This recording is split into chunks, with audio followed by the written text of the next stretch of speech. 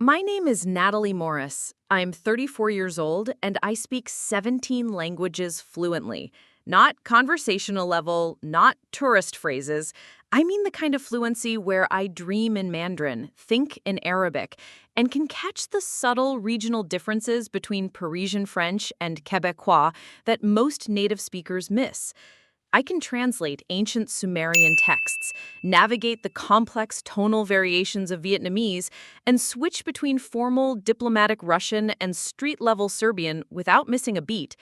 I hold certifications in linguistic analysis from Cambridge, advanced degrees in comparative linguistics from Sorbonne, and I've spent the last 12 years working as a freelance interpreter for international organizations, embassy events, and high-stakes business negotiations across 4 continents.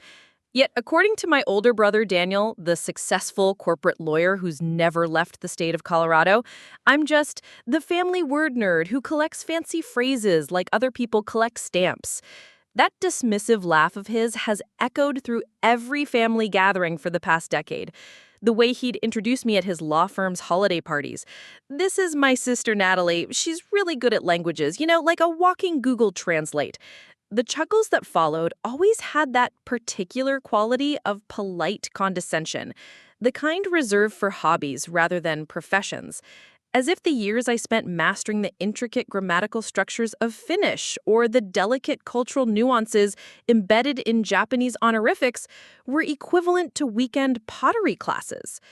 Daniel built his reputation in the prestigious law firm of Hartwell and Associates in downtown Denver, specializing in international corporate mergers. He wore $1,000 suits, drove a Tesla, and lived in a penthouse that overlooked the Rocky Mountains. His office walls were covered with photos of handshakes with Fortune 500 CEOs and framed articles from the Denver Business Journal highlighting his latest multi-million-dollar deals. To him, success was measurable in billable hours and stock options.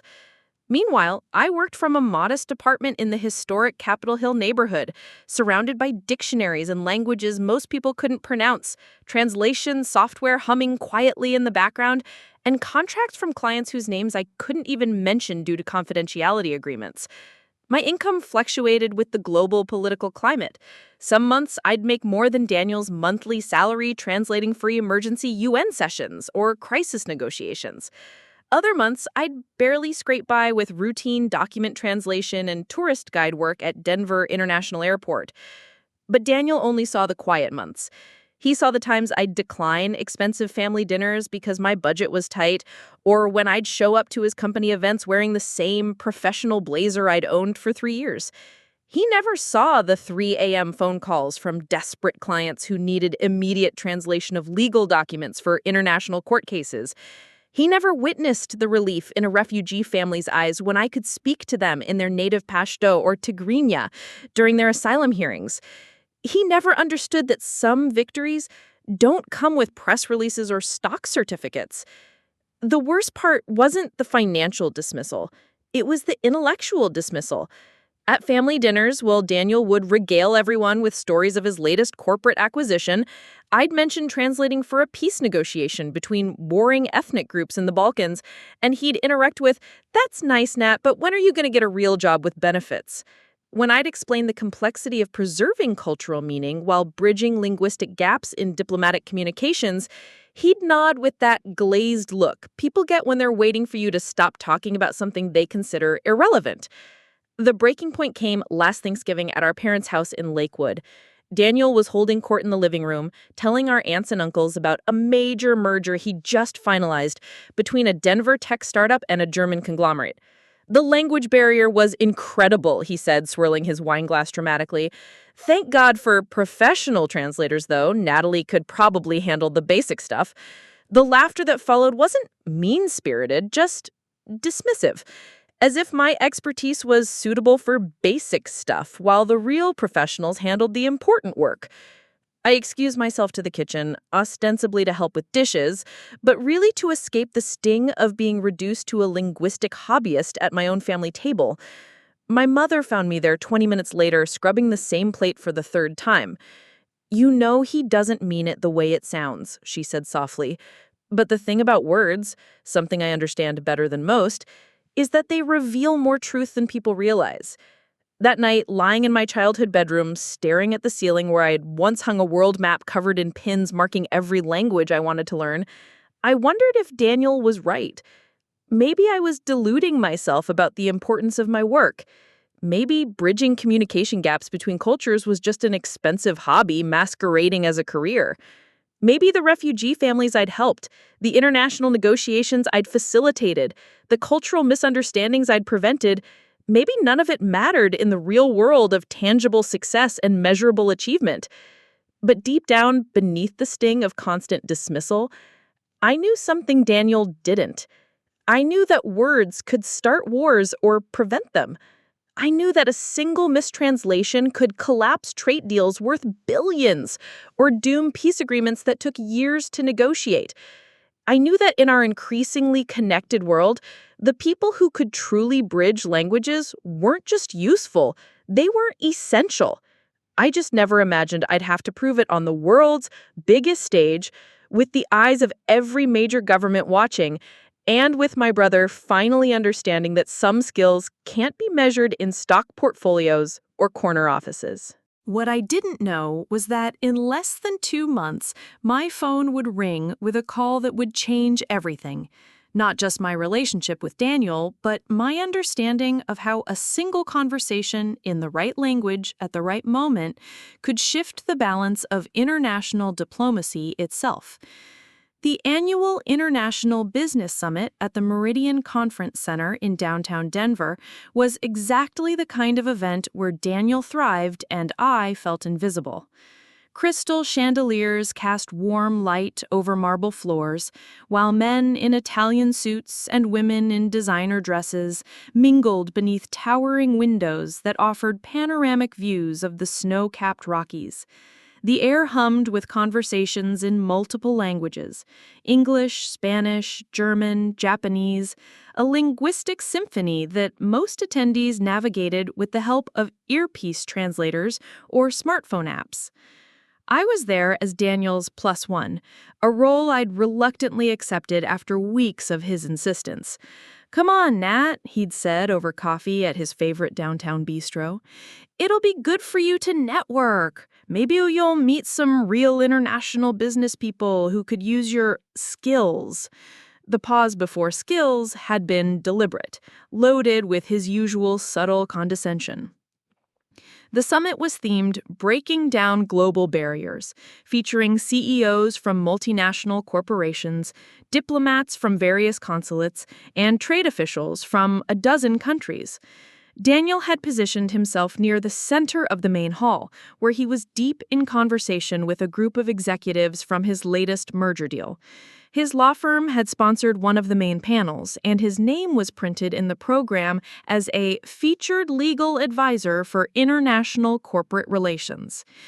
I stood 20 feet away, nursing a glass of sparkling water and trying to blend into the background near a display of cultural artifacts from various countries. Despite being surrounded by people speaking the languages I lived and breathed, I felt more like an observer than a participant.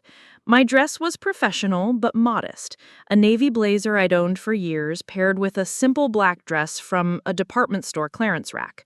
Next to the designer-clad attendees, I felt like I was wearing a costume to a play I wasn't actually in. That's when I overheard the conversation that would sting for weeks afterward. A distinguished woman with silver hair and a German accent was asking Daniel about the recent merger his firm had handled. "The cultural integration must have been challenging," she said, her English precise but formal. "How did you navigate the language complexities?" Daniel straightened his tie, the one he claimed was hand-tailored in London, and launched into what had become his favorite story. "Well, language barriers are always the biggest challenge in international deals. You need professionals who understand not just words, but business context, cultural nuances that could make or break a deal." "Fascinating," said another voice with a man with sounded like a French accent. "Do you work with specialized translators?" Daniel chuckled, the sound sharp and familiar. Actually, my sister here is something of a language enthusiast. He gestured in my direction, and suddenly 6 pairs of eyes turned toward me. Natalie, come over here. I approached reluctantly, my stomach already tightening with anticipation of what was coming. Everyone, this is my sister Natalie, he announced with the kind of smile that looked warm but felt cold. She's our family polyglot, speaks more languages than most people can count. It's really quite impressive as a hobby. The German woman extended her hand. How wonderful! Which languages do you speak? Before I could answer, Daniel continued, his voice taking on that indulgent tone people use when talking about children's achievements. Oh, she collects languages like some people collect art. Spanish, French, some Asian languages. What is it now, Nat? 15, 16? He laughed. I can barely keep track. She's always been the academic one in the family, you know, very focused on cultural interests. The dismissal was surgical in its precision. By framing my expertise as a hobby and cultural interests, he had effectively neutered my professional credibility I might have claimed in front of these international business leaders.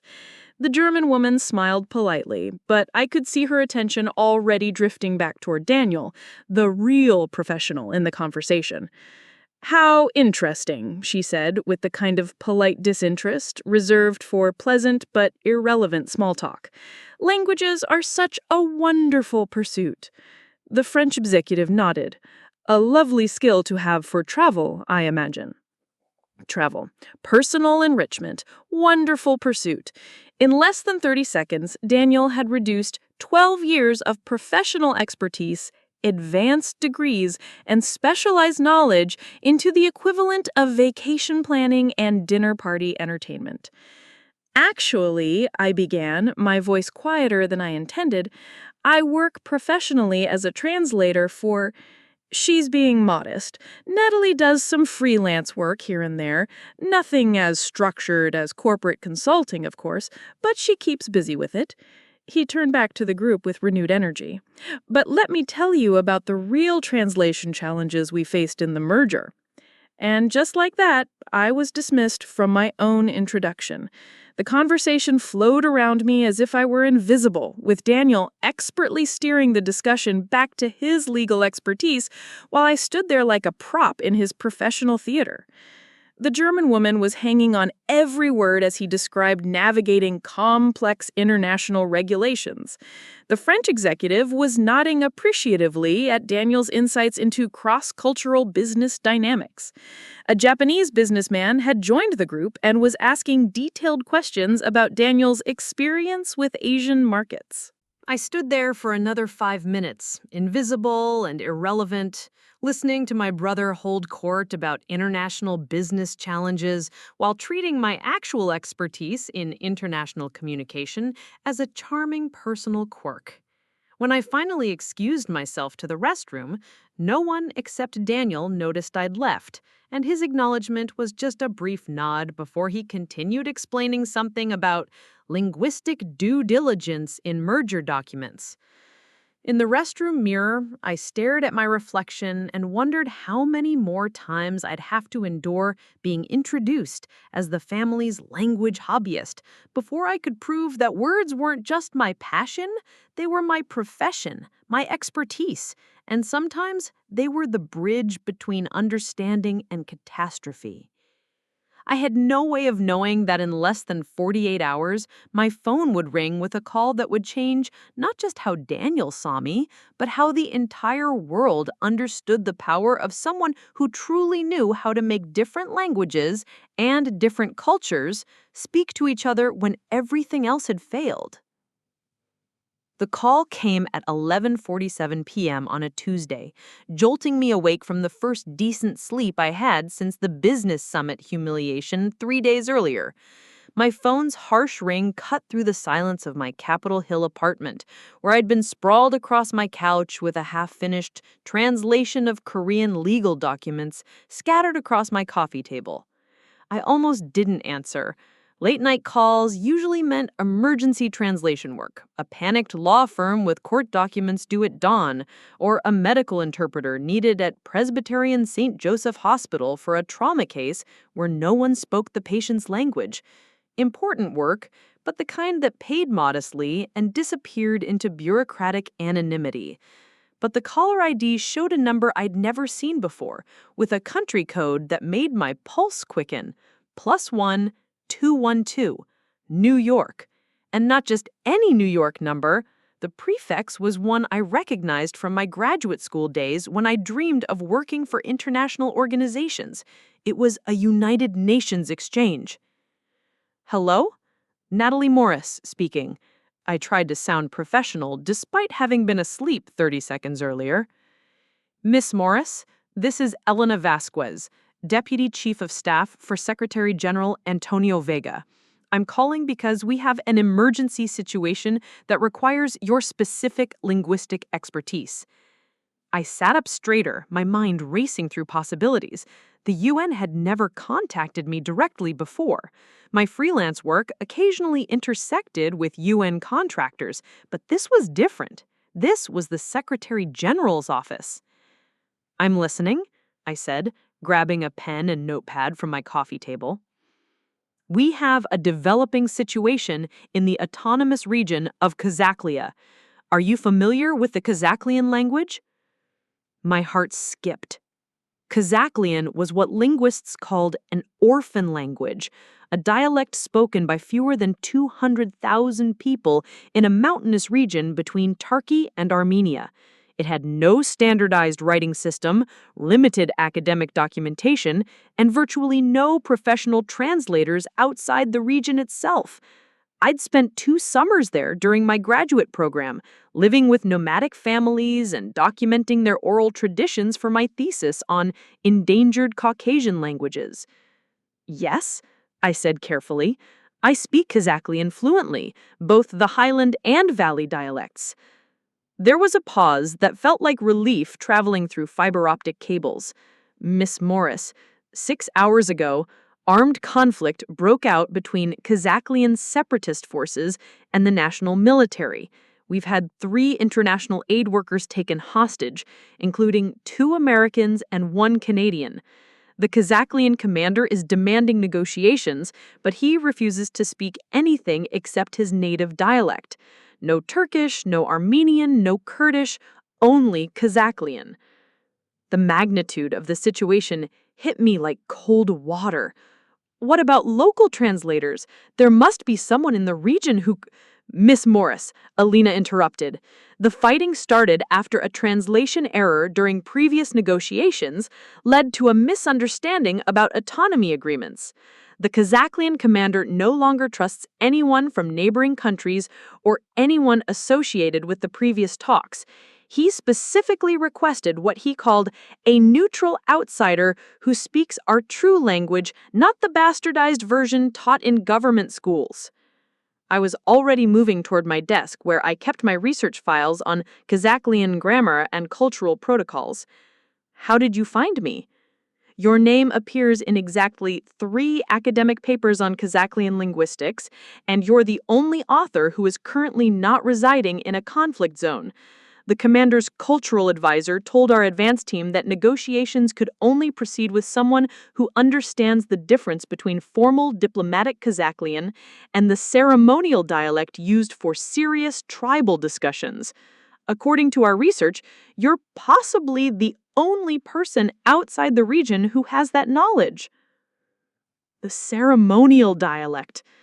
I remembered the months I had spent with Elder Rustum in the Highland villages, learning the intricate verbal traditions used for settling disputes between clans. It was a completely different grammatical structure from conversational Kazaklian, with specific honorific forms and cultural references that could completely change the meaning of diplomatic language. Miss Morris, I need to be direct. The Secretary General is personally requesting your assistance. We have a UN charter flight departing from JFK in 4 hours. The hostages include Dr. Sarah Mitchell, a pediatric surgeon who was establishing a children's clinic, and James Richardson, a water engineer working on irrigation systems for drought-affected villages. These aren't political targets. They're humanitarian aid workers whose only crime was trying to help Kazakhlian children access clean water and medical care. My hands were shaking as I pulled my passport from my desk drawer. This wasn't a routine translation job or cultural consultation. This was an international crisis where 3 lives hung in balance, and apparently I was the only person outside a war zone who could navigate the linguistic and cultural complexities needed to resolve it. There's something else, Elena added. The Kazakhlian commander has given us a 48-hour deadline. If negotiations don't begin within that window, using proper ceremonial protocols, he's threatened to turn the hostages over to a more radical faction that won't negotiate at all. Miss Morris, you would be the primary translator for direct talks between the Secretary General's special envoy and the Kazakhlian leadership. This isn't background support. This is frontline diplomacy. I thought about Daniel's words from the business summit 3 days earlier. Cultural interests, hobby, nothing as structured as corporate consulting. I thought about the polite dismissal from international business executives who saw languages as nice travel accessories rather than tools of diplomacy and human connection. "I'll take the assignment," I said. "Excellent. A car will pick you up in 90 minutes to take you to Denver International. You'll fly commercial to JFK, then transfer to the UN Charter. Miss Morris, I want to be clear about what you're walking into. This is a live conflict zone. You'll be working directly with Secretary General Vega's most senior crisis negotiator. The international media will be watching every development, and 3 innocent people are counting on your ability to help 2 very different cultures find common ground in a language that most of the world has never heard of." After I hung up, I sat in my apartment, surrounded by the familiar chaos of dictionaries, translation software, and half-finished projects that Daniel had always seen as evidence of an unfocused hobby. But as I packed my emergency go bag with Kazakhlian cultural notes, ceremonial greeting protocols, and the hand-drawn maps Elder Rustam had given me 5 years earlier, I realized something had fundamentally shifted. This wasn't about proving Daniel wrong or earning family respect. This was about Dr. Sarah Mitchell, who dedicated her life to helping Kazakhlian children. This was about James Richardson, who understood that clean water was a human right, regardless of political boundaries. This was using everything I'd learned in those mountain villages to bridge a communication gap that could mean the difference between life and death for 3 people whose only crime was caring about strangers. As the car pulled up outside my building at 1:30 a.m., I grabbed my bags and headed toward what would either be the most important work of my career or a tragic reminder that sometimes even perfect translation isn't enough to overcome the barriers that divide human beings from understanding each other. I had no way of knowing that 3,000 miles away, Daniel was about to wake up to news alerts about a hostage crisis that would make him understand for the first time in his life what his sister actually did for a living. The UN charter flight to the crisis zone was unlike anything I had ever experienced. The modified Boeing 737 had been stripped of typical passenger amenities and reconfigured as a mobile diplomatic command center. Banks of encrypted communication equipment lined the walls, while secure satellite feeds provided real-time updates from the conflict zone. I found myself seated across from Ambassador Marcus Thornfield, the Secretary General's most experienced crisis negotiator, a man whose calm demeanor belied the gravity of our mission. "Miss Morris, I need you to understand something before we land. In 30 years of international mediation, I've never encountered a situation quite like this one. The Kazakhlian commander, Arash Kamal, isn't just a military leader. He's a cultural purist who believes that previous negotiations failed because outsiders fundamentally misunderstood his people's values and intentions." He slid a tablet across the small conference table between us. On the screen was a photograph of a weathered man in his 50s with piercing gray eyes and traditional Kazakhlian mountain dress, the hand-woven wool jacket and distinctive silver medallions that indicated clan leadership status. Kamal has a PhD in anthropology from Istanbul University. He studied how colonial powers use linguistic manipulation to undermine indigenous cultures. He's not just suspicious of translation, he considers it a form of cultural warfare, unless it's done by someone who truly understands the deeper meanings embedded in his language. I studied the photograph, recognizing something in Kamal's expression that reminded me of Elder Rustam, that particular intensity that came from being the guardian of traditions that the modern world was systematically erasing. Ambassador, what exactly happened with the previous translation error? Twardfield's jaw tightened. 3 weeks ago, during autonomy negotiations with the central government, the official translator rendered the Kazakhlian phrase, "We seek recognition of our ancestral decision-making authority," as "we demand complete political independence." In Kazakhlian culture, there's a crucial distinction between autonomy within existing frameworks and separatist independence. The mistranslation led to military mobilization, which triggered the separatist response, which ultimately resulted in the current hostage situation. The weight of precision in translation had never felt heavier. One misunderstood cultural nuance had escalated a diplomatic discussion into an armed conflict that now threatened 3 innocent lives. The breakthrough came yesterday when Kamal's cultural advisor mentioned that their clan remembered a foreign researcher who had lived among them years ago, someone who had learned not just their language, but their ceremonial protocols, someone who understood the difference between surface communication and deep cultural meaning. They described this person as the American woman who spoke like the mountain elders, not like the government schools. My heart stopped. Elder Rustam's granddaughter Zara told them about me? You know her? She was my primary cultural guide when I was documenting oral traditions for my graduate thesis. I spent 8 months in their village, learning ceremonial Kazakhlian for recording traditional dispute resolution practices. I paused, remembering those long evenings around Rustem's fire, slowly mastering the intricate verbal forms used for mediating conflicts between families and clans. Ambassador, when Zara says I spoke like the mountain elders, she means I learned the specific linguistic protocols used for formal mediation. It's not just vocabulary, it's an entire framework of respectful discourse that signals cultural understanding and trustworthiness. For the first time since takeoff, Thornfield smiled. Ms. Morris, what I'm about to tell you is classified at the highest levels. This mission isn't just about hostage negotiation. Intelligence reports suggest that if these talks fail, the conflict could destabilize the entire regional balance.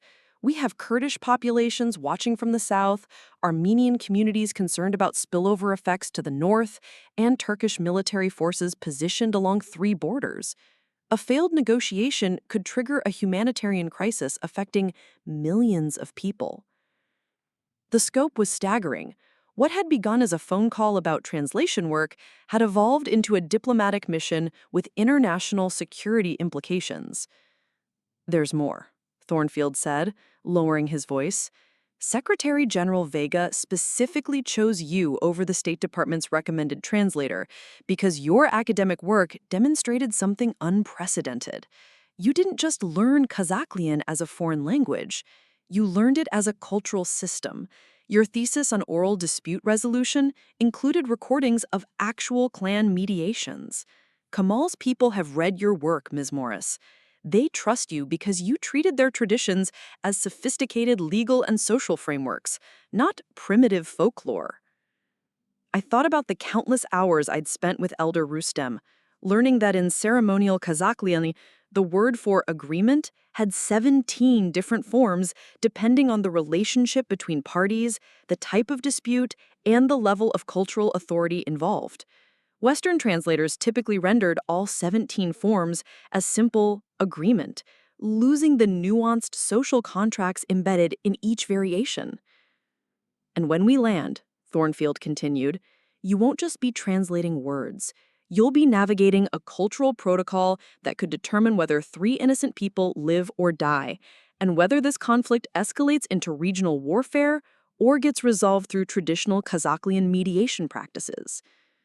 The FI, actually a UN security officer, approached our table with an encrypted communication device. Ambassador, we're receiving real-time updates from the ground team. Thornfield accepted the device and listened through encrypted earpieces for several minutes, his expression growing increasingly grave. When he finished, he turned to me with renewed urgency. Ms. Morris, the situation has evolved. Kamal has agreed to preliminary talks, but only under traditional Kazakhlian mediation protocols. That means the negotiation must begin with what they call the ritual of true speaking, a ceremonial dialogue where each party demonstrates their worthiness to participate in serious discussions.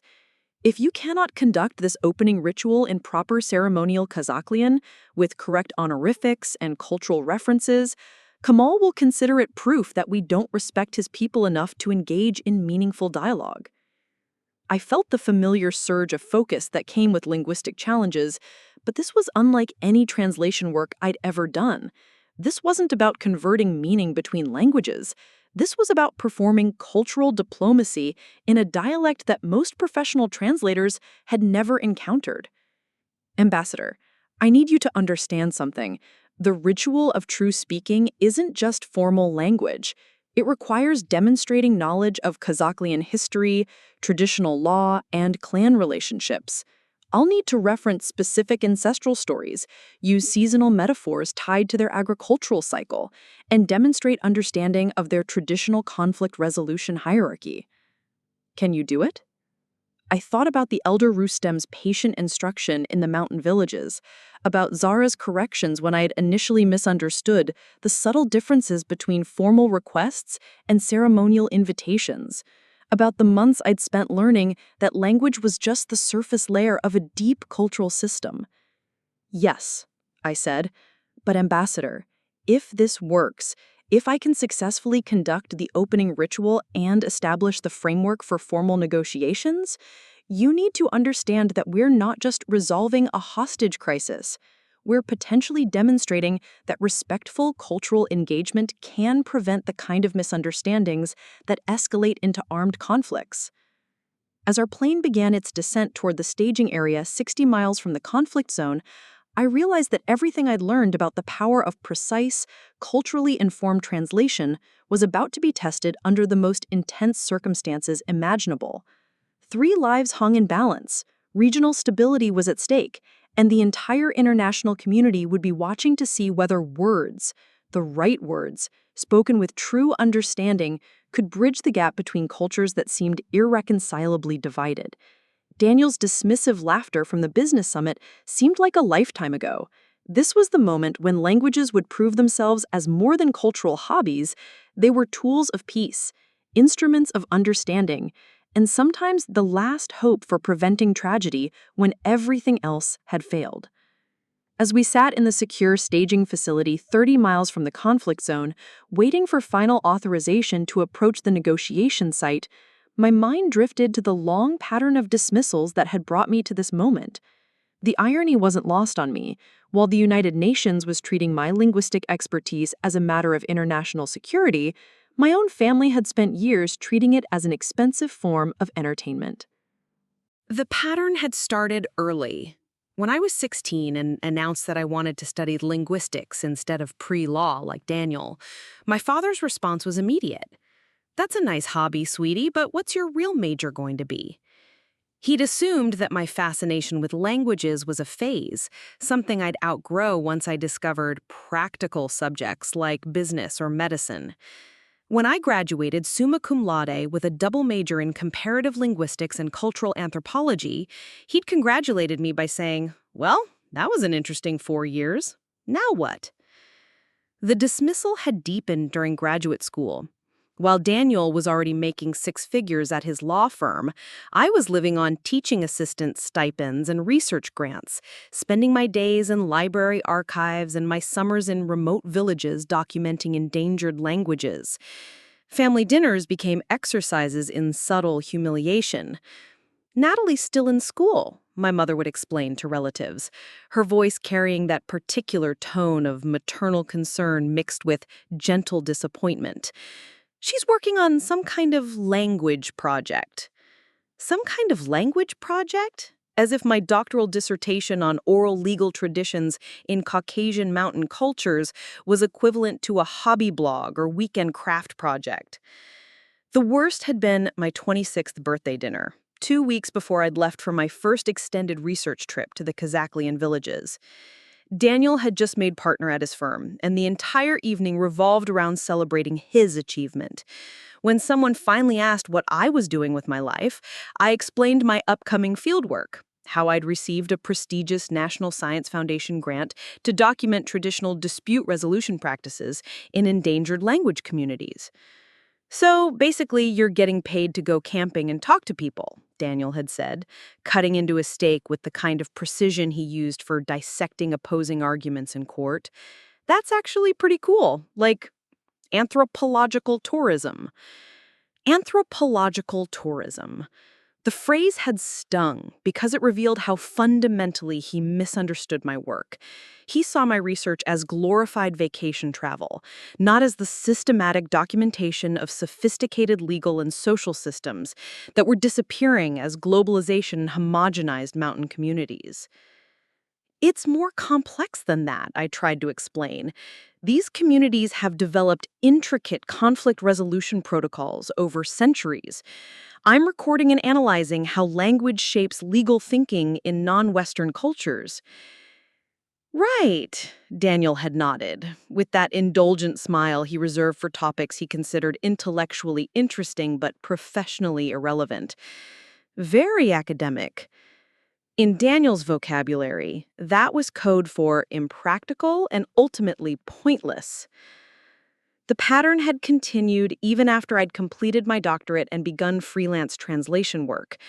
When I'd landed my first major contract, translating for the International Criminal Court's investigation into war crimes in the Balkans, Daniel's response had been, "That's great, Nat. How much does something like that pay?"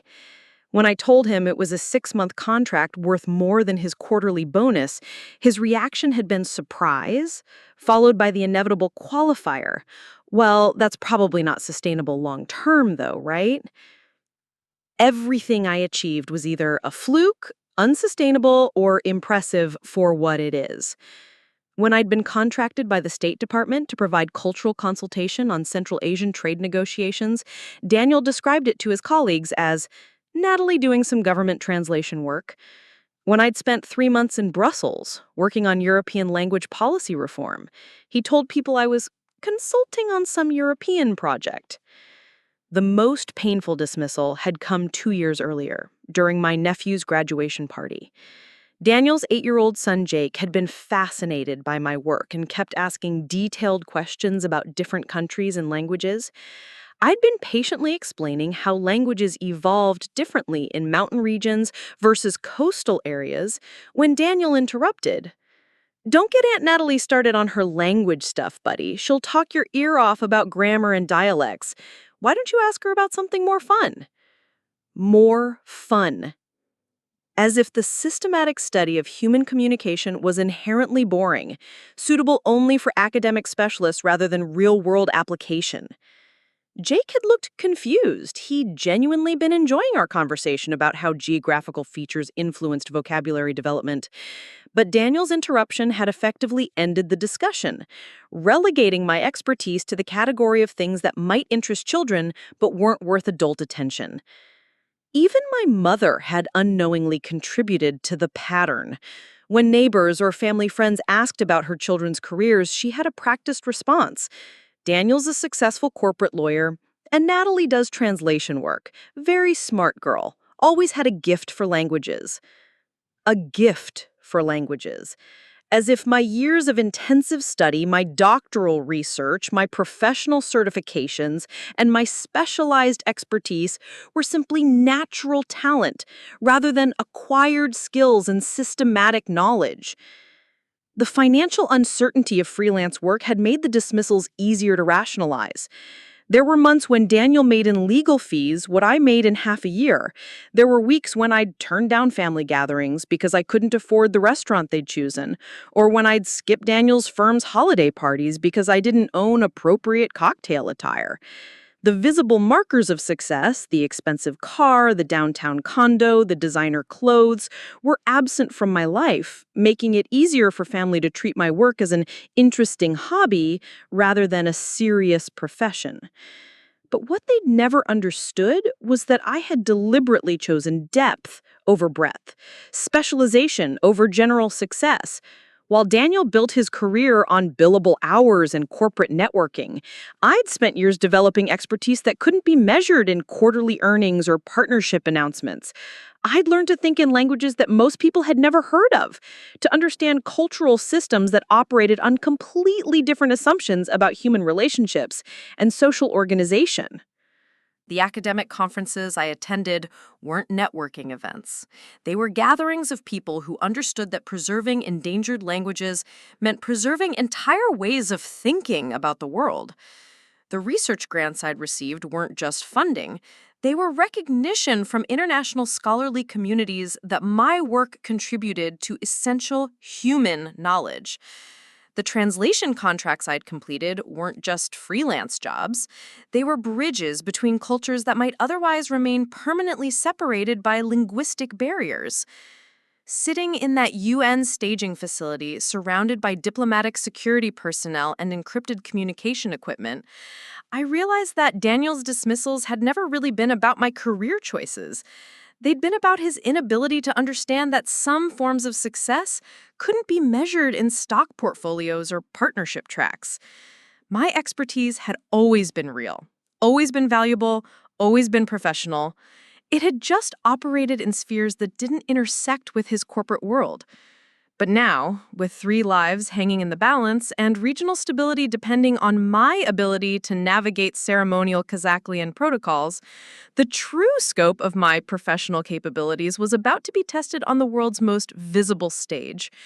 Every year of academic preparation, every month of field work in mountain villages, every dismissed conversation about cultural interests had been preparing me for this moment when precise linguistic knowledge could mean the difference between peace and warfare. Ambassador Thornfield approached with final briefing materials, and I pushed aside the memories of family dismissals. This wasn't about proving Daniel wrong anymore. This was about proving that deep cultural understanding, the kind that took years to develop and couldn't be improvised in crisis situations, was sometimes the only thing standing between civilized dialogue and catastrophic misunderstanding. What Ambassador Thornfield didn't know, what I'd never told anyone except my academic advisors, was that this wouldn't be my first time preventing an international crisis through careful linguistic intervention. As we reviewed final protocol documents in the secure facility, I found myself thinking about a situation from 3 years earlier that I'd never been allowed to discuss publicly, a classified incident that had earned me a code name I'd thought would remain buried in State Department archives forever. The summer of 2021 had found me in the disputed territory of South Moldania, a breakaway region that most of the world didn't recognize, but that controlled crucial natural gas pipeline routes between Russia and Western Europe. I'd been there on what appeared to be routine academic business, documenting the endangered Moldanian dialect for a UNESCO preservation project. What I hadn't anticipated was becoming the inadvertent witness to a conversation that would change the course of European energy politics. I'd been staying with a host family in the village of Cresta, 40 kilometers from the capital, when my linguistic training picked up something that shouldn't have been possible. During my evening walks through the village, I'd begun noticing fragments of conversation that didn't match the local dialect patterns I'd been studying. The syntax was wrong, the phonetic structures were subtly different, and certain technical terms appeared that had no equivalent in traditional Moldanian. After a week of careful listening, I'd realized what I was hearing. Native Russian speakers who had learned Moldanian as adults were conducting sensitive conversations in deliberately imperfect dialect, assuming that any potential surveillance would dismiss their speech as local chatter rather than recognizing it as coded communication between intelligence operatives. The breakthrough came on a Thursday evening when I overheard two men discussing what they called the Winter Disruption Project, a plan to sabotage key infrastructure implants during the coldest week of the year, when European demand for natural gas was at its peak. They spoke in Moldanian, but their grammatical mistakes formed a pattern that revealed their true nationality and the scope of their operation. I'd faced an impossible choice. My academic visa specifically prohibited any involvement in political activities. My UNESCO research grant came with strict neutrality requirements. But I had also understood, better than anyone else in the region, that I was listening to the planning stages of an operation that could leave millions of Europeans without heating during a record-breaking cold snap. I'd contacted the American embassy through encrypted academic channels, identifying myself only as Linguistic Source 7, a designation I'd been assigned years earlier for routine translation work with State Department contractors. Within hours, I'd found myself in a secure facility outside the Capitol, briefing senior intelligence analysts on the technical details of what I'd overheard. Dr. Morris, what you've uncovered isn't just sabotage planning. Our technical analysis suggests that the pipeline disruption would create a cascading failure across the European energy grid. We're talking about potential humanitarian crisis affecting elderly and vulnerable populations across 6 countries. The linguistic evidence I'd provided had allowed intelligence services to identify the operatives, track their movements, and ultimately prevent what would have been one of the most devastating infrastructure attacks in European history. The operation was quietly disrupted, the pipeline remained secure, and millions of people stayed warm during the coldest winter in decades. But my role had remained completely classified. The official reports credited signals intelligence and human sources for preventing the attack. My name appeared nowhere in the documentation. Even my academic supervisors were never told why I'd suddenly been reassigned to a different research project and sworn to confidentiality under national security protocols. The code name Linguistic Source 7 had been retired, and I'd returned to my regular freelance translation work with a new understanding of how language expertise could intersect with international security. I'd also signed non-disclosure agreements that would remain in effect for 25 years, meaning I couldn't discuss the incident with anyone who wasn't cleared to know about it. Until now. As Ambassador Thornfield reviewed my security clearance documents for the current mission, he'd paused at a section that made his eyebrows raise. Miss Morris, I need to ask you about something in your background file. There's a classified notation from 2021 regarding what's described as exceptional service in preventing critical infrastructure disruption in Eastern Europe. The details are redacted, but the commendation level suggests this was significant.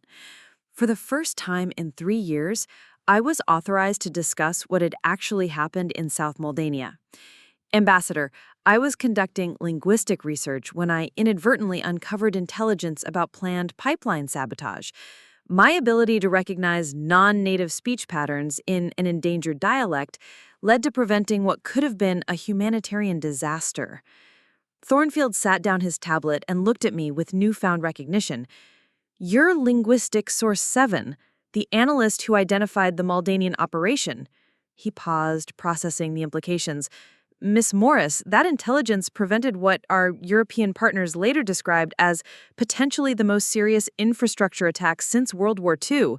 The classified assessments estimated that the planned sabotage could have resulted in thousands of deaths from heating failures during the cold snap. I nodded, feeling the familiar weight of work that had mattered enormously, but couldn't be publicly acknowledged. The irony was that my academic training in endangered languages made me the only person in the region who could distinguish between native Moldanian speakers and Russian operatives who had learned the dialect for cover purposes. My dissertation research on phonetic variation patterns in isolated language communities had given me exactly the expertise needed to recognize the deception. and you never received public recognition for preventing a humanitarian crisis that could have killed thousands of people? That wasn't the point, I said.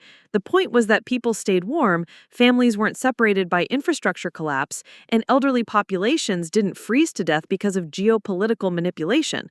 My academic training in linguistic analysis happened to intersect with a crisis situation where that specific knowledge could save lives. Ambassador Thornfield was quiet for a long moment, clearly recalibrating his understanding of my professional background. Miss Morris, when the Secretary General's office chose you for this mission, we knew about your academic credentials and your cultural expertise with Kazaklian traditions. We didn't know that you'd already proven your ability to use linguistic analysis to prevent international crises under pressure. I thought about the months following the Moldanian incident, when I'd returned to routine freelance translation work while carrying the knowledge that I'd helped prevent a disaster that would have dominated international headlines for months. Daniel had never known why I'd suddenly been unavailable for several weeks that summer, or why I'd been unusually quiet during family gatherings afterward. To him, I had simply been off doing more academic research in Eastern Europe, another example of my impractical fascination with obscure languages and remote cultures. The difference with this situation, I told Thornfield, is that the stakes are visible and immediate. 3 people are being held hostage, and everyone will be watching to see whether diplomatic engagement can resolve the crisis. In Moldova, success meant that nothing happened. Pipelines continued flowing, families stayed warm, and most people never knew how close they'd come to disaster. Here, success or failure will be measured in human lives, and the whole world will know the outcome. As we prepared for the final approach to the negotiation site, I realized that my pattern of invisible expertise was about to change dramatically. The Moldanian incident had proven that my linguistic skills could prevent international crises, but it had happened in shadows and silence. This time, my ability to navigate complex cultural and linguistic protocols would be tested in full view of international media, diplomatic observers, and intelligence agencies from multiple countries. For the first time in my career, the specialized knowledge that my family had always seen as an expensive hobby was about to be demonstrated as a tool of international diplomacy under the most intense scrutiny imaginable. The quiet competence that had prevented one humanitarian disaster was now the only hope for resolving another. And this time, there would be no anonymity, no classified reports, and no way to hide whether my expertise was sufficient for the challenge ahead. The advance intelligence briefing at the forward operating base revealed complexities that went far beyond a simple hostage negotiation. As I sat in the secure communications tent reviewing intercepted communications and cultural intelligence reports, a disturbing pattern began to emerge, one that my linguistic training was uniquely positioned to identify. Miss Morris, said Captain Helena Vasquez, the UN intelligence liaison, sliding a thick folder across the metal table between us, we need you to analyze these intercepted communications before we proceed to the negotiation site. The folder contained transcripts of radio communications between various Kazaklian factions over the past week, translated by the UN's standard diplomatic interpreters. But as I read through them, my specialized knowledge of ceremonial Kazaklian immediately flagged inconsistencies that the regular translators had missed.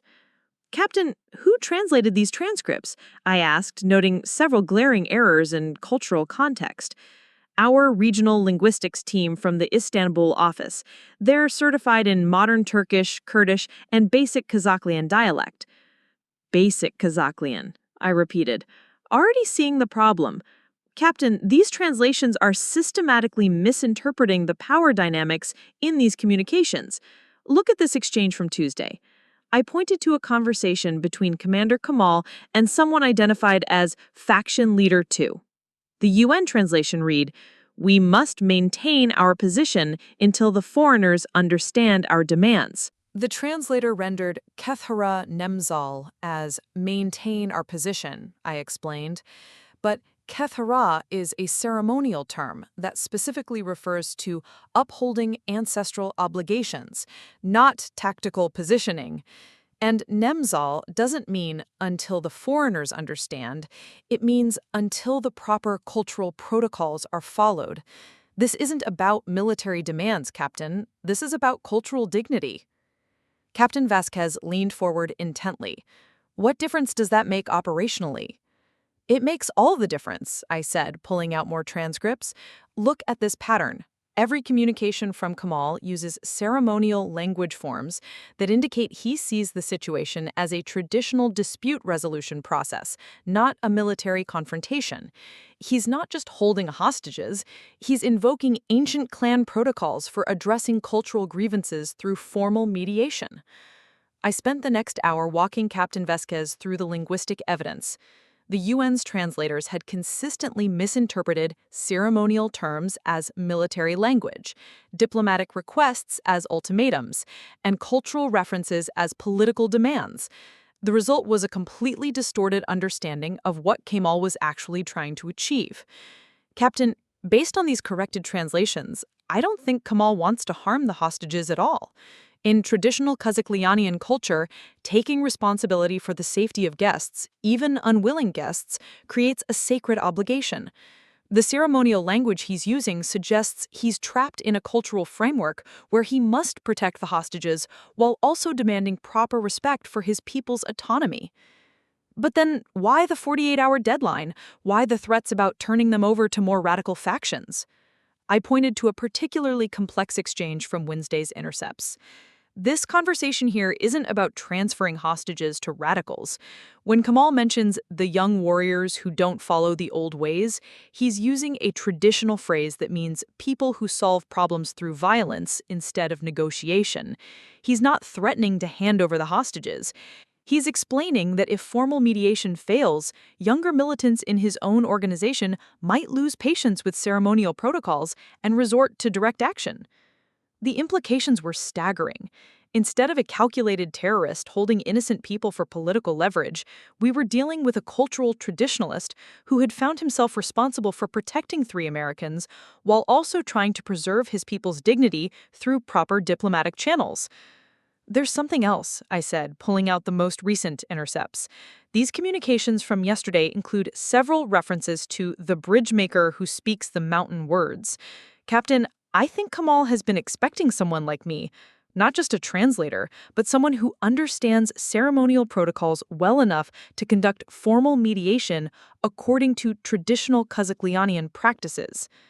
Captain Vasquez called in 2 additional intelligence analysts, and we spent another hour reviewing the corrected translations in context. The picture that emerged was radically different from the initial assessment. Commander Kemal wasn't a terrorist leader orchestrating a hostage crisis. He was a cultural preservationist who had been backed into a corner by miscommunication and was desperately trying to resolve the situation through traditional means while maintaining his people's honor. Ms. Morris, if your interpretation is correct, it explains several anomalies we couldn't understand. The hostages have been allowed to send messages to their families. They've received medical attention when needed. The detention conditions, while certainly not pleasant, have been more like protective custody than captivity. Exactly, I said. In Kazakhlianian culture, if you take responsibility for someone's safety, even in a dispute situation, you're bound by honor to treat them according to guest protocols. Kemal hasn't been holding hostages. He's been protecting Americans while trying to find a way to resolve the underlying cultural conflict that led to this situation.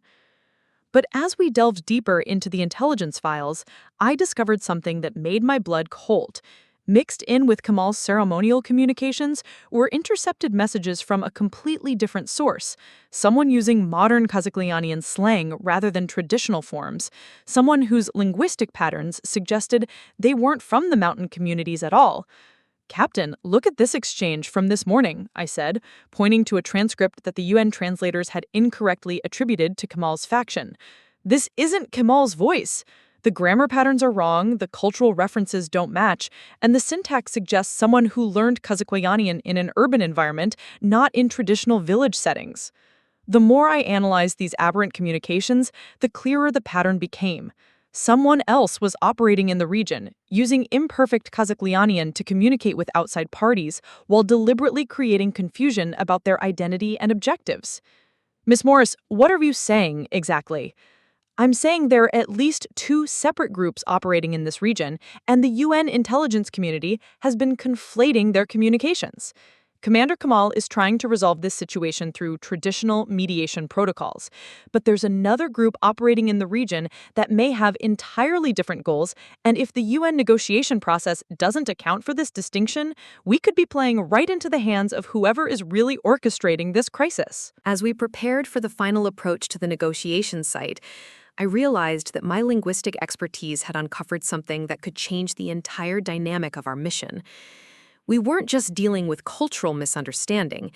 We were potentially dealing with deliberate manipulation by parties unknown, using the cover of traditional Kazaklian autonomy disputes to achieve objectives that had nothing to do with clan dignity or cultural preservation. The question was, who was the real enemy, and what did they actually want from this crisis? The secure satellite phone call came through at 4:30 a.m. local time, just as I was reviewing final protocol documents for the morning's negotiation attempt. Captain Vasquez handed me the encrypted device with an expression that immediately told me something had gone wrong. Ms. Morris, this is Agent Patricia Coleman from FBI Counterintelligence in Denver. I need to speak with you immediately about a developing situation involving your family. My stomach dropped. What kind of situation? Ma'am, approximately 6 hours ago, your brother Daniel's law firm received what appeared to be a routine request for legal consultation from a company calling themselves Trans-Caucasian Development Partners. The initial contact seemed legitimate. They claimed to need legal advice about establishing business operations in the Kazaklian Autonomous Region. I felt cold dread spreading through my chest. Agent Coleman, that's not a coincidence. No, ma'am, it's not. Daniel accepted the consultation and met with their representatives last night at his downtown office. During that meeting, they asked detailed questions about your sister's linguistic expertise, her current whereabouts, and specifically about her knowledge of what they called traditional mountain protocols. The implications hit me like a physical blow. Someone had connected my UN mission to my family, and they were using Daniel as a source of intelligence about my capabilities and current location. Ma'am, your brother became suspicious when the client seemed more interested in your academic background than in their stated business needs. He contacted the Denver FBI field office this morning after discovering that Trans-Caucasian Development Partners doesn't exist in any legitimate business registry. I sank into the nearest chair, my mind racing through the operational security implications. Agent Coleman, is my brother safe? Currently, yes, we have him in protective custody at an undisclosed location. But Miss Morris, there's more. During our interview with Daniel, we learned something that changes the entire threat assessment for your current mission. She paused, and I could hear encrypted data transmission in the background. Ma'am, Daniel told us that over the past 3 months, he's received multiple contacts from what he thought were legitimate international business clients requesting legal services related to Caucasian region development projects. He's been inadvertently providing intelligence about American business interests in the region, your family's background, and your professional capabilities to what we now believe is a coordinated information gathering operation. The scope of the targeting was staggering. This wasn't just about the current hostage crisis. Someone had been systematically gathering intelligence about my family and professional background for months, using Daniel's law practice as an unwitting collection platform. Agent Coleman, what exactly did Daniel tell these people about me? According to his statement, he described your linguistic expertise, mentioned your academic research in the Kazaklian region, and confirmed that you were currently working on what he called some kind of government translation project. Ms. Morris, he may have inadvertently confirmed your presence in the operational area. I felt the mission parameters shifting around me in real time. What had begun as a cultural mediation assignment was now compromised by intelligence leaks that traced directly back to my own family. The irony was devastating. Daniel's dismissive attitude toward my work had made him careless about operational security, and that carelessness had now put both the mission and the hostages at additional risk. There's something else, Agent Coleman continued. The questioning pattern suggests these people knew about your previous classified work. They asked Daniel specifically about your government consulting in Eastern Europe and whether you had ongoing security clearances. This level of detail suggests access to information that should be highly restricted. My mind immediately went to the Moldanian pipeline incident from 2021. Someone with access to classified State Department files had identified my role as linguistic source 7 and was now using that knowledge to target my family and compromise my current mission. Captain Vasquez couldn't wait any longer. Ms. Morris, urgent message from UN Intelligence Coordination. The situation has developed. I ended the FBI call and immediately connected with the intelligence center. The voice that came through the encrypted channel was tense with urgency. Miss Morris, this is Commander Sarah Mitchell at UN Intelligence. We've intercepted communications suggesting that your personal security may be compromised. Someone has been feeding detailed information about your background and current mission to elements within the Kazakhstan region. Commander, I just learned that my brother in Denver has been targeted by intelligence collectors.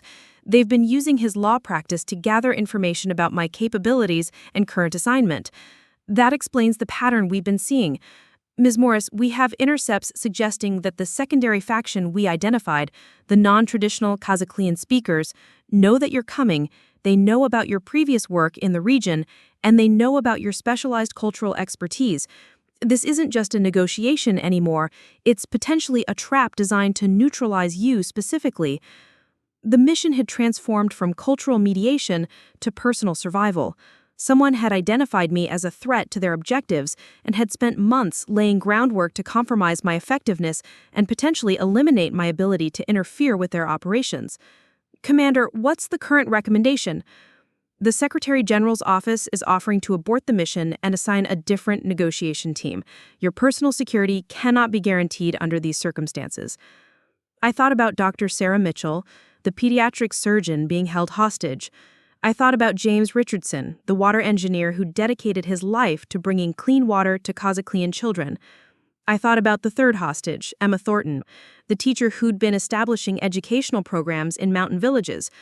Then I thought about Daniel, sitting in FBI protective custody, finally understanding that his sister's language hobby had made their entire family a target for international intelligence operations.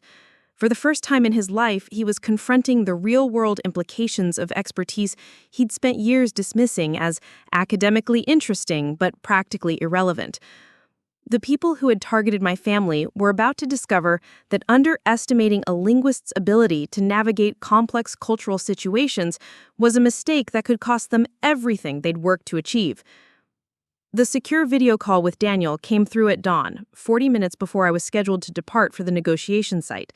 The FBI had arranged a connection through encrypted channels, and when my brother's face appeared on the screen, I saw something I'd never witnessed before. Genuine fear mixed with what looked like newfound respect. "Nat," he said, his voice hoarse from what had clearly been a sleepless night, "I need to tell you something, and I need you to listen to everything before you respond." I could see the FBI safe house behind him, institutional furniture, reinforced windows, the unmistakable atmosphere of protective custody. Daniel looked smaller somehow, diminished by circumstances he couldn't control through legal expertise or corporate connections. "I screwed up," he continued, "not just with these fake clients, but with everything, for years. I've been so focused on dismissing what you do that I never bothered to understand what you actually do. And now 3 people might die because I was too arrogant to take my own sister seriously." The admission hung between us across thousands of miles of encrypted satellite connection. This was the conversation we'd never had, the acknowledgement I'd stopped expecting years ago.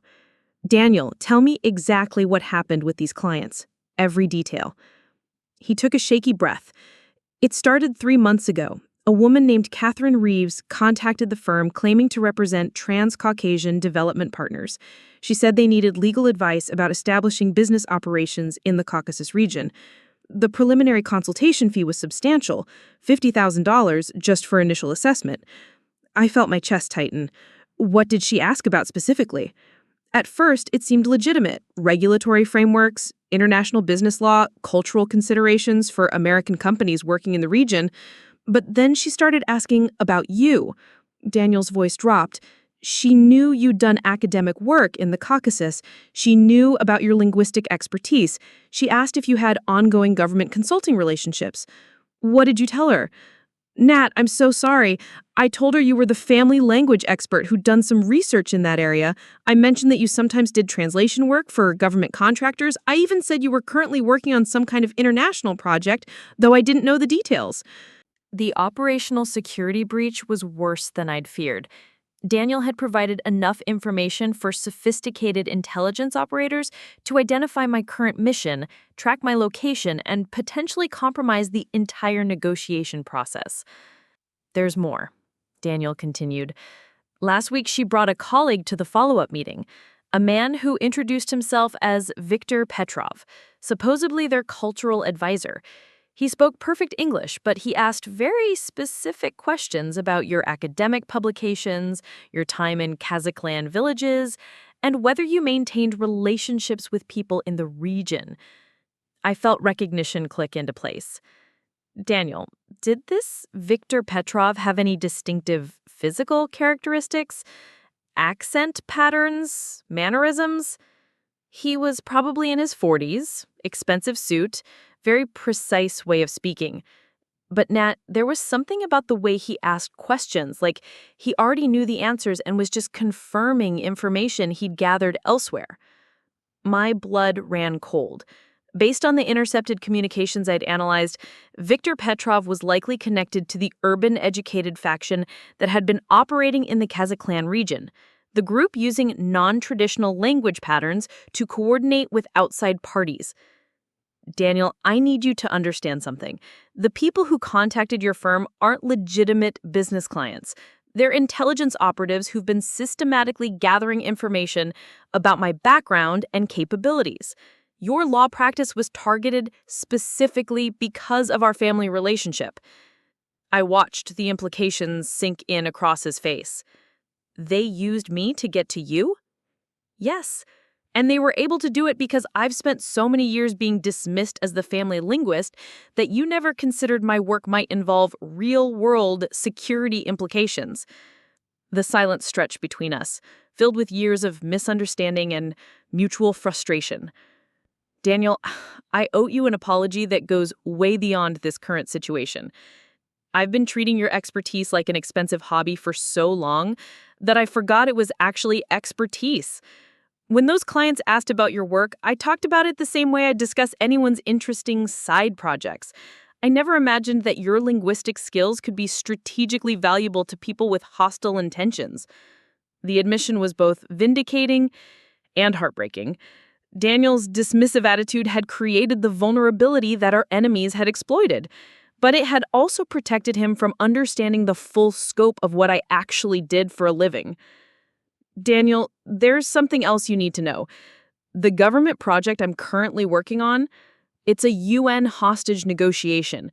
3 American aid workers are being held in the Kazakh region, and I'm the only person qualified to navigate the cultural protocols necessary for their release. I watched him process the information, saw the moment when the abstract concept of language expertise transformed into concrete understanding of life and death responsibility. Jesus Christ, Nat, you're not just translating documents, you're trying to save people's lives. I've been trying to save people's lives for years. The difference is that this time, it's visible. Most of my work happens in shadows, preventing conflicts before they start, facilitating communication between cultures that would otherwise remain permanently separated, building bridges that nobody sees because the bridges work. Daniel was quiet for a long moment, and when he spoke again, his voice carried a weight I'd never heard before. How many times have you done work that actually mattered while I was treating it like an academic curiosity? Daniel, that's not the point anymore.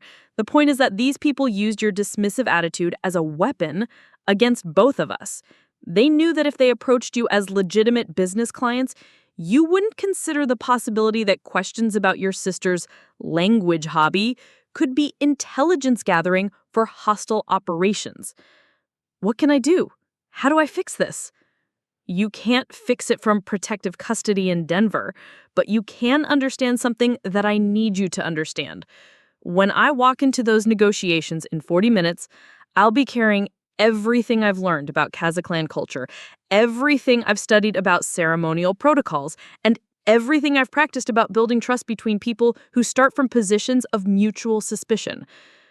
I paused, looking directly at him through the encrypted connection.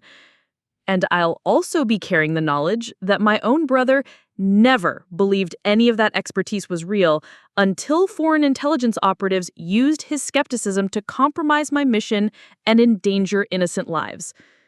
Daniel's face crumpled. Nat, I'm sorry. I'm so damn sorry. I've been wrong about you for years, and now people might die because I was too stubborn to take you seriously. Daniel, the people who might die aren't responsible for our family dynamics. Dr. Sarah Mitchell became a pediatric surgeon to help children. James Richardson dedicated his career to bringing clean water to communities that need it. Emma Thornton teaches literacy to kids who would otherwise never learn to read. They don't deserve to pay the price for years of misunderstanding between us. What do you need from me? I need you to understand that when this is over, whether it succeeds or fails, my work will still be real, still be professional, and still be valuable. I need you to stop treating linguistic expertise as an expensive hobby and start recognizing it as a specialized skill set that sometimes prevents wars, saves lives, and builds connections between cultures that would otherwise remain enemies. The FBI agent in the background signaled that our communication time was ending. I had 30 minutes to prepare for the most challenging negotiation of my career, and I was leaving this conversation with both vindication and additional emotional weight. Nat, bring those people home. And then come home yourself so I can apologize properly for every time I didn't understand what you actually do for a living. As the connection ended, I realized that the confrontation with my brother had clarified something essential. This mission wasn't about proving my expertise to people who had dismissed it.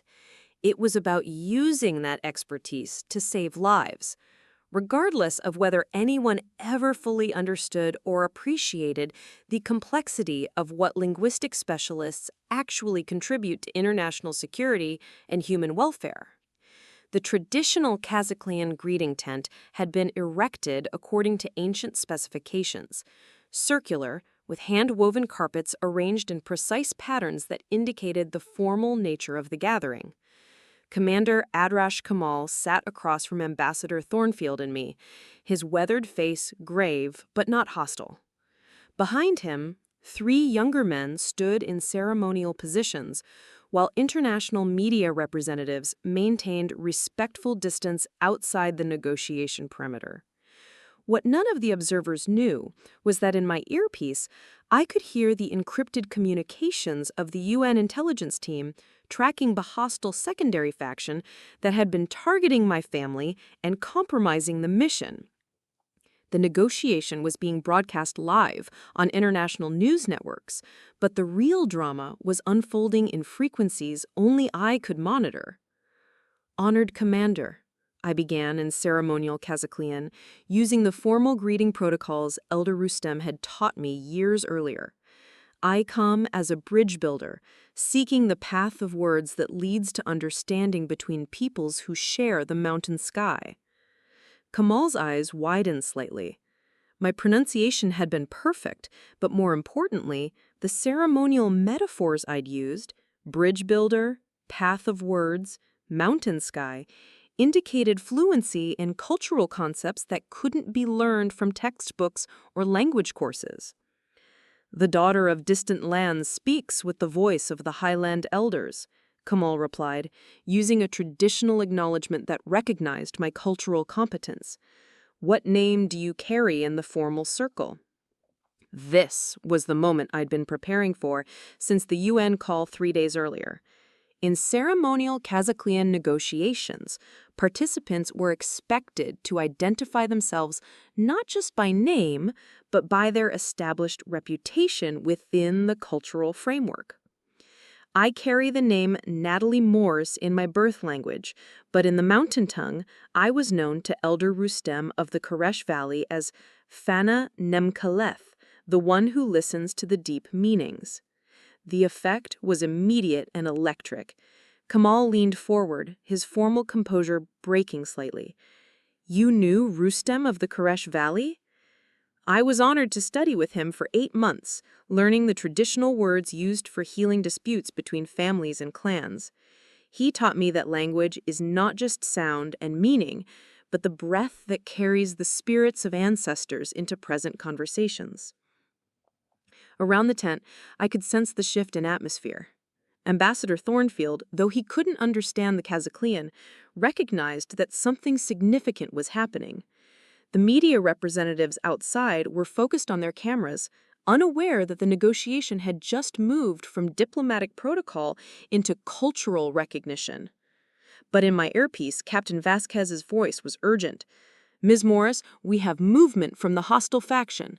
They're approaching your location with what appears to be disruption intent." Kamel had begun the traditional recitation of grievances, but I had to multitask between cultural protocols and security awareness. In ceremonial Kazaklian, I acknowledged each concern: the mistranslations that had led to military escalation, the disrespect shown to traditional autonomy structures, the need for outside mediation that honored ancestral wisdom rather than imposing foreign solutions. "Commander," I said during a formal pause in the grievance recitation, "before we proceed to the resolution phase, I must address a concern that affects the safety of all participants in these talks." Kamal's expression became alert. In traditional protocols, interrupting the grievance phase was only acceptable if there was immediate danger to the mediation process. "Honored Commander, my cultural preparation revealed that there are people operating in this region who speak urban Kazaklian but present themselves as traditional mountain clan members. These people may have objectives that conflict with your desire to resolve this situation through proper mediation." At that moment, as if my words had been a signal, automatic weapons fire erupted from the ridge overlooking the negotiation site. The ceremonial tent became chaos as UN security personnel, international media crews, and diplomatic staff scrambled for cover. But Commander Kamel did something extraordinary. Instead of treating the attack as validation of militant positions, he immediately ordered his men to protect the negotiation participants, including me and Ambassador Thornfield, according to traditional guest safety obligations. "Thana Nem Kaleth," he shouted over the gunfire, using my traditional name. "Your warning proves that you understand not just our language, but our enemies. This attack comes from those who would use our cultural symbols for purposes that violate ancestral law." Through the chaos, I could hear Captain Vasquez coordinating the response to what was clearly the hostile secondary faction attempting to disrupt the negotiation through violence. The irony was stark. While international media captured footage of what appeared to be a failed diplomatic mission under attack, the reality was that my linguistic analysis had correctly predicted the threat, and Kamal's cultural obligations had aligned him with UN peacekeeping forces against the actual militants. As UN security teams engaged the attackers, Kamal grabbed my arm. "Sister of languages, your people and my people must continue the formal talking. This violence proves that some problems can only be solved through proper words, not through weapons." In the middle of a firefight, with international media documenting what appeared to be a diplomatic disaster, Commander Kamal and I completed the ceremonial negotiation inside an armored UN vehicle. I translated his formal agreement to release all hostages immediately in exchange for UN commitment to cultural autonomy discussions that would include traditional Kazaklian representation rather than only government-appointed delegates. But the moment that would define my career happened when we emerged from the armored vehicle. The firefight had ended with the hostile faction either killed or captured. The 3 American hostages were being safely evacuated by UN medical teams, and international media was scrambling to understand what had actually transpired. Commander Kamal approached the press area, with me serving as his translator. But instead of making a statement about the political resolution, he did something unprecedented in modern diplomatic history. "I speak now in English," he said slowly and deliberately. so that all nations can understand. This woman, Natalie Morres, prevented greater violence today not through weapons, but through true knowledge of our people and our ways. She warned of danger because she listens with respect, not with arrogance. He paused, looking directly at the CNN camera that was broadcasting live to news networks worldwide. Your media calls this a hostage crisis resolved through military action. This is false. 3 Americans are safe because 1 American took time to learn our language as we actually speak it, not as governments teach it. She is not translator. She is bridge between peoples who must understand each other or die in ignorance. The international media explosion was immediate. Within hours, footage of Kemal's statement was trending on every social platform, with headlines like "Hostage Crisis Resolved by Linguistic Expert" and "Traditional Leader Credits American Translator for Preventing Disaster." But the moment that mattered most to me personally came when my phone rang 6 hours later. It was Daniel, calling from FBI protective custody in Denver. "Nat, I'm watching CNN International. They're calling you a hero. They're interviewing linguistics professors about the importance of cultural competence in international negotiations. They're showing footage of you conducting formal mediation in a language most Americans have never heard of." His voice was different, not the patronizing tone I'd heard for years, but something approaching awe. "Nat, 3 people are alive who wouldn't have been otherwise. A regional conflict was prevented from escalating. A cultural community maintained their dignity while resolving a crisis through traditional means. That's not heroism, that's professional competence applied under pressure." "Nat, I just watched my sister prevent an international incident using expertise I've been calling a hobby for over a decade. I think I'm finally understanding what you actually do for a living." The vindication was complete, but it came at a cost I was only beginning to understand. My face was now recognizable to intelligence services worldwide.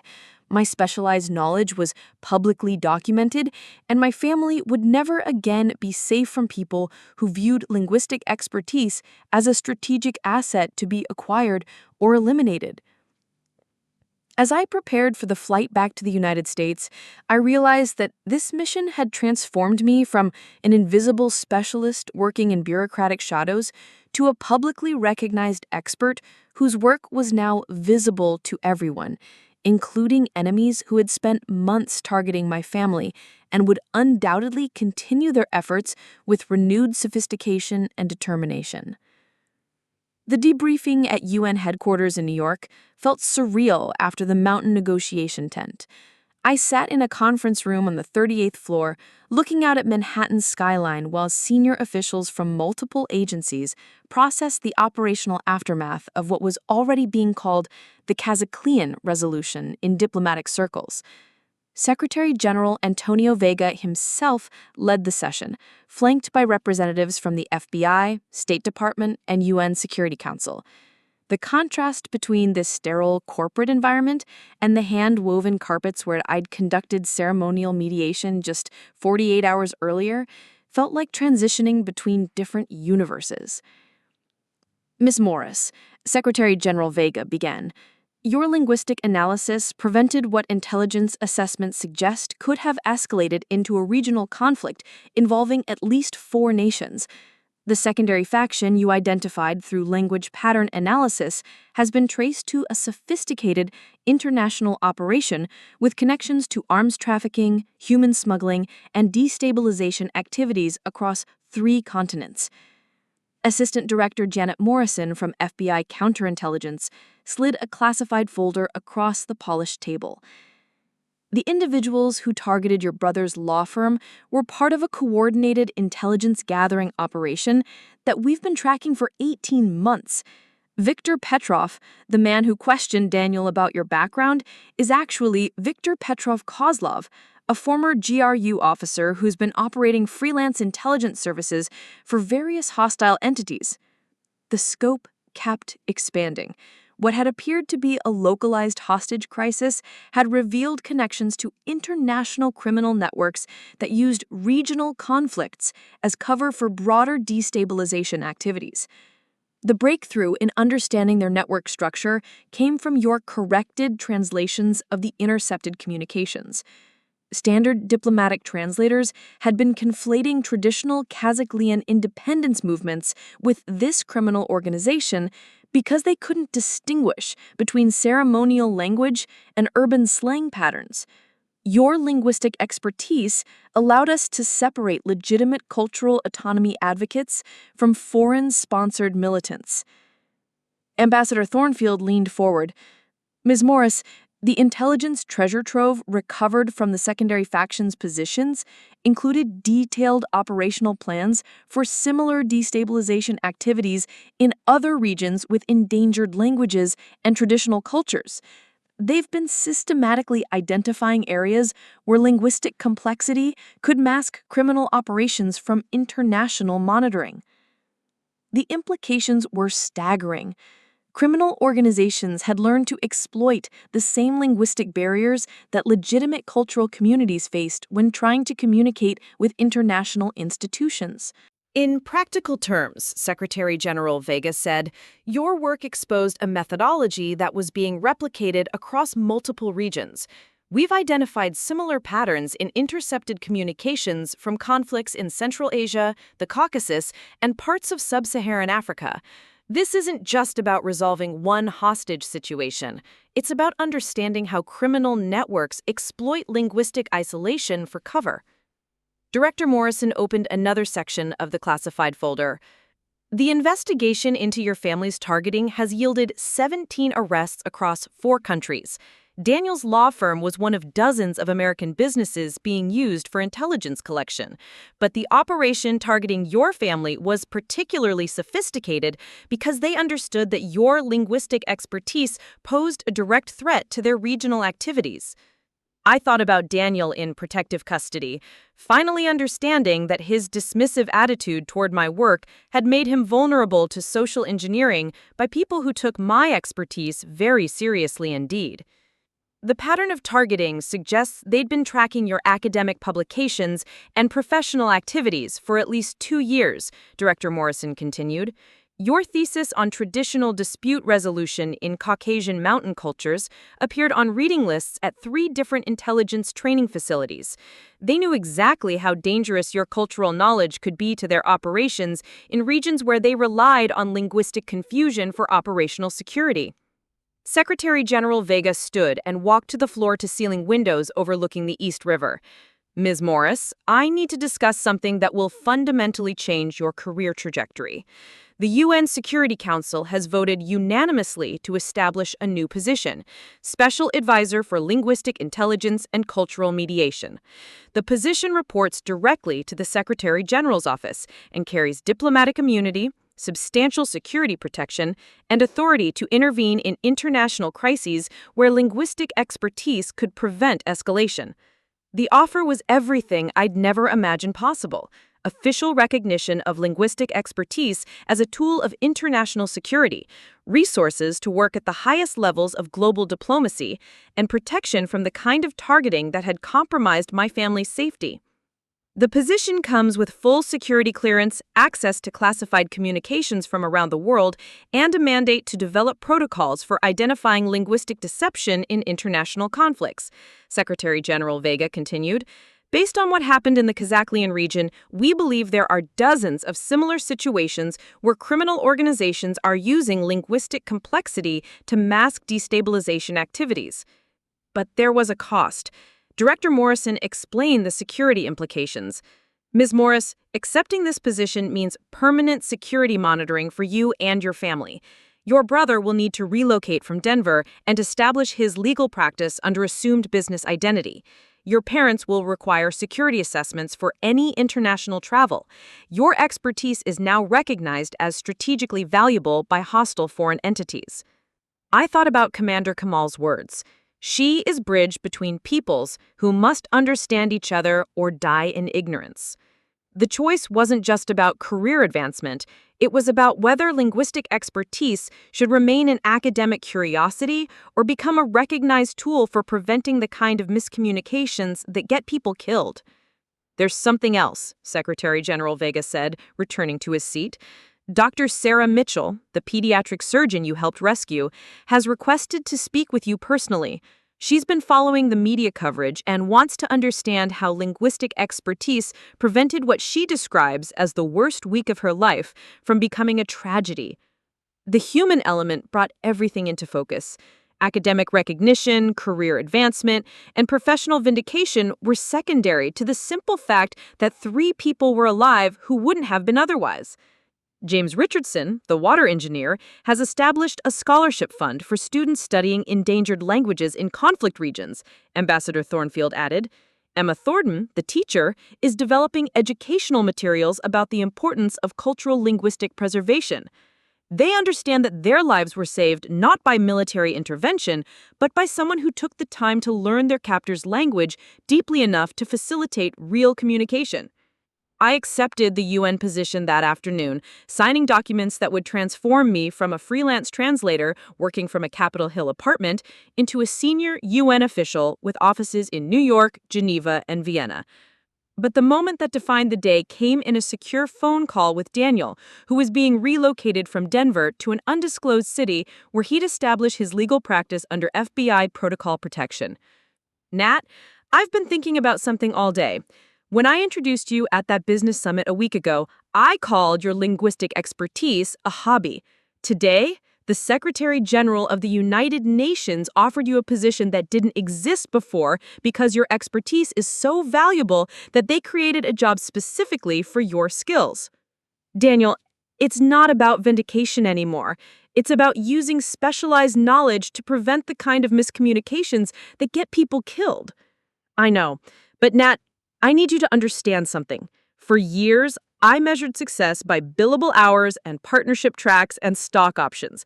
You measured success by whether you could help different cultures understand each other well enough to avoid violence. I think I've been using the wrong metrics my entire career.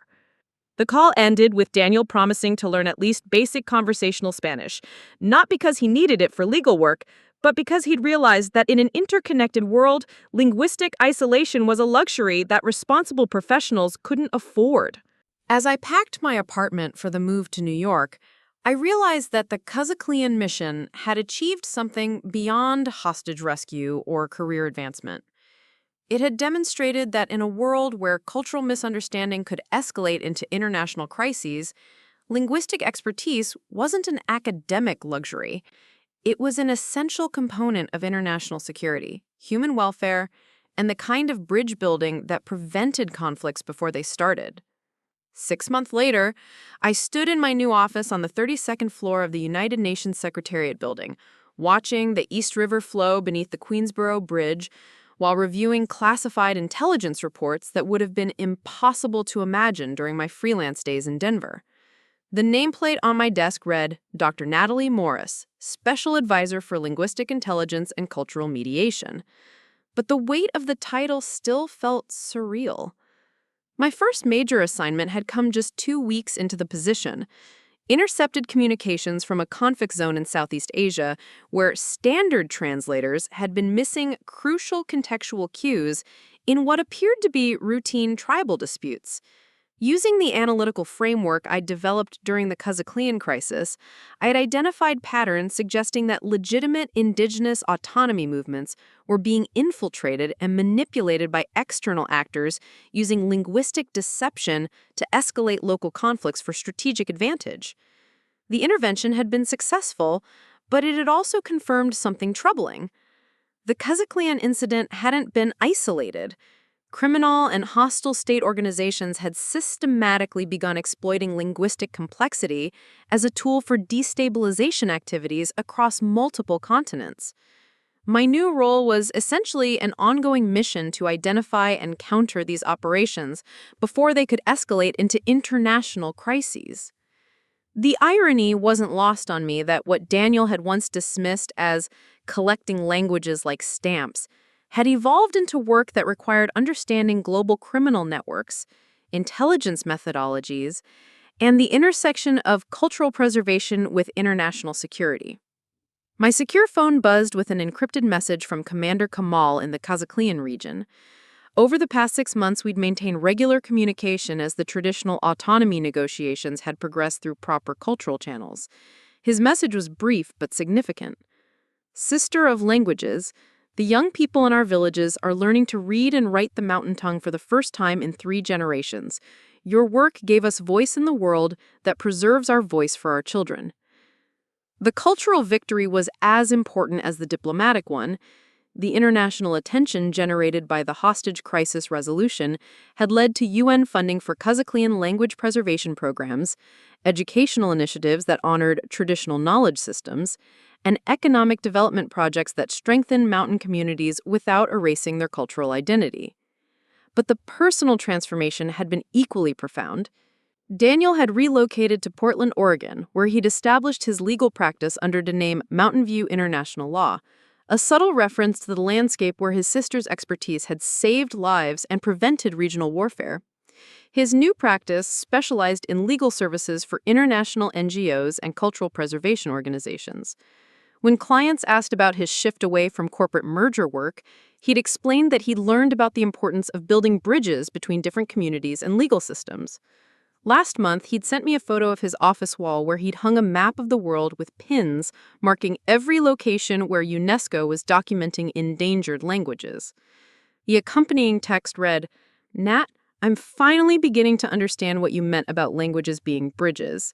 I'm learning Mandarin because 3 of my NGO clients work in East Asia, and I realized that expecting everyone else to communicate in English isn't just lazy, it's arrogant."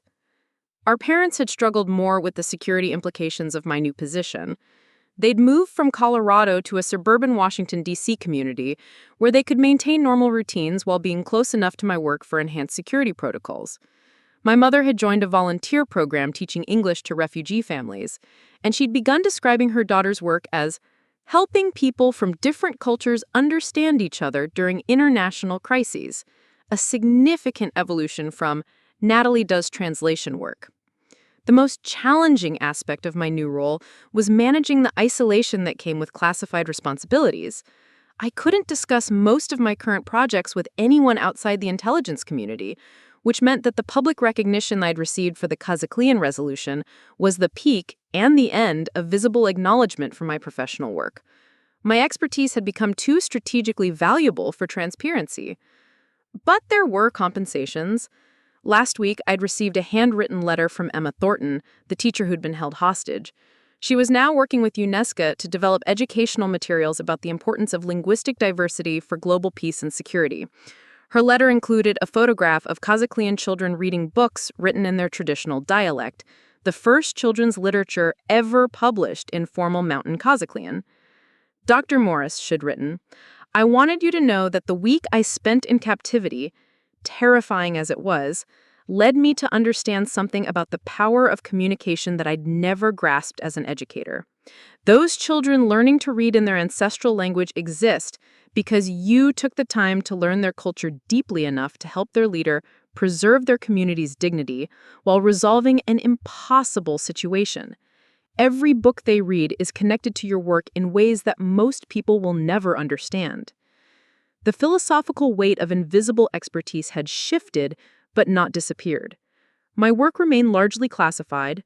My successes were measured in conflicts that never escalated rather than headlines that celebrated resolution, and my professional impact was evaluated by intelligence analysts rather than public recognition. But I'd learned to find meaning in the knowledge that linguistic bridges I built in shadows prevented violence that would have destroyed lives in daylight. My encrypted terminal chimed with an urgent message from the Intelligence Coordination Center. Another situation was developing, this time in Central Africa, where intercepted communications in a regional dialect were showing patterns similar to those I'd identified in Southeast Asia and the Kazakhstan region. Criminal organizations were using linguistic complexity to mask destabilization operations, and I was being requested for immediate analysis and potential field deployment. As I gathered my go bag and prepared for another mission into a conflict zone where words could mean the difference between peace and warfare, I thought about the business summit in Denver where this journey had begun. Daniel's dismissive introduction of me as the family's language enthusiast seemed like a lifetime ago, but it had been less than a year since I'd stood in that conference hall feeling invisible and undervalued. The transformation had been complete, but costly. My expertise was now recognized at the highest levels of international diplomacy, but it was also targeted by hostile intelligence services who understood its strategic value. My family was safe, but living under security protocols that would never end. My work had impact on a global scale, but most of it would remain classified for decades. Yet, as I prepared to board another UN charter flight to another crisis zone where my linguistic expertise might prevent another international disaster, I realized that the measure of meaningful work wasn't public recognition or family validation. It was the knowledge that specialized skills developed through years of study and cultural immersion could serve purposes that transcended personal achievement. Languages weren't just academic curiosities or professional tools. They were the fundamental technology that allowed different cultures to choose understanding over violence, cooperation over conflict, and shared humanity over mutual destruction. And sometimes, in conference rooms that would never appear in news reports, in negotiations conducted in languages most people had never heard of, in moments when precision of cultural understanding determined whether strangers lived or died, linguistic expertise proved itself as one of the most essential skills for building the kind of world where differences didn't have to become divisions. The plane was boarding. Another crisis was waiting. And somewhere in the world, people who might never know my name would remain safe because languages could still build bridges between communities that seemed irreversibly separated by history, geography, and mutual misunderstanding. That was enough. That had always been enough. Up next, you've got two more standout stories right on your screen. If this one hits the mark, you won't want to pass these up. Just click and check them out. And don't forget to like, subscribe, and turn on the notification bell so you don't miss any upload from us.